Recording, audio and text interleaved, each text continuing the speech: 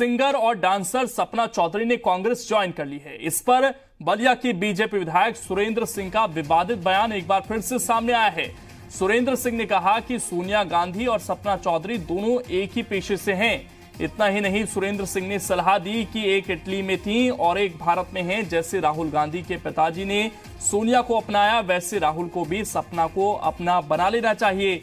BJP विधायक ने इसके अलावा भी बहुत सारी बातें की। उन्होंने कहा कि नर्तकी के आने से देश की राजनीति पर कोई फर्क नहीं पड़ेगा। अक्सर वो इस तरह के बयानों को लेकर चर्चाओं में रहते हैं और इस वक्त सुरेंद्र सिंह हमारे साथ जुड़ गए हैं फोन लाइन पर।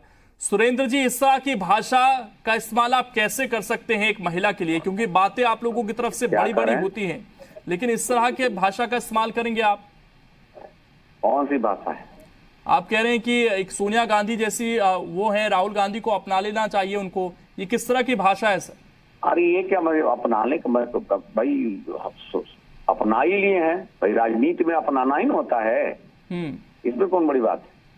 नहीं, हमने तो कहा है कि भाई जैसे राहुल गांधी ने सपना को अपना बना लिया तो अपना लेना चाहिए। राजनीति में तो इसमें नई पारी की शुरुआत है, इसमें कौन बड़ी बात है? नहीं, ये आप तय नहीं करेंगे ना सर, ये उनका विषय है किसे अपनाना है किसे नहीं अपनाना है। लेकिन जिस तरह की, चलिए, किस तरह की भाषा के इस्तेमाल आपने किए वो एक बार सुन लीजिए और किस तरीके से आप बात रख रहे थे। ठीक है सर, एक बार सुन लीजिए सुरेंद्र जी। भाई अच्छी बात है। हाँ। ये तो भाई राजनीति में और नेता पर से विश्वास उठ करके अब जो है एक्टर रिएक्टर और जो भी है, जो भी जिस पर विश्वास करके अपना लोग राजनीति करते हैं करें, ये अच्छी बात है। अब सपना को अपना बना करके अब राहुल जी अपना जो भी करना है राजनीति की नई पारी चालू कर रहे हैं, तो राजनीति की अच्छी बात है, मैं उसके लिए धन्यवाद दे रहा हूँ।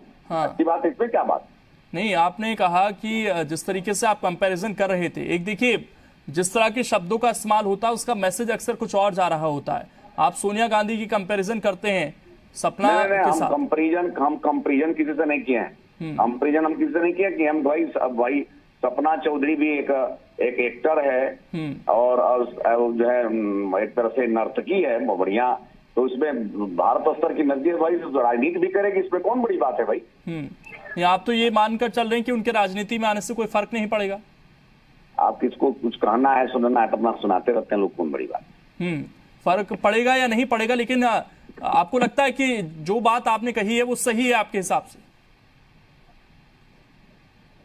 चलिए, लगता है फोन काट दिया है उन्होंने, और क्या कुछ उन्होंने कहा है वो भी एक बार दर्शक सुन लें और उसके बाद तय कर लें कि भाषा उनकी सही थी या नहीं।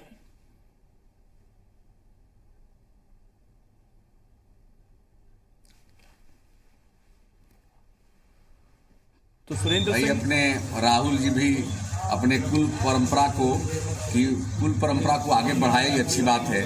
उनकी माता जी भी इटली में इसी पेशे से थी और आज फिर सपना को भी उन्होंने अपना बना लिया। मैं तो धन्यवाद दूंगा राहुल जी को कि जैसे आपके पिताजी ने सोनिया जी को अपना बना लिया, आप भी आज भारत की राजनीति में सपना को अपना बना करके राजनीतिक नई पारी की शुरुआत करें।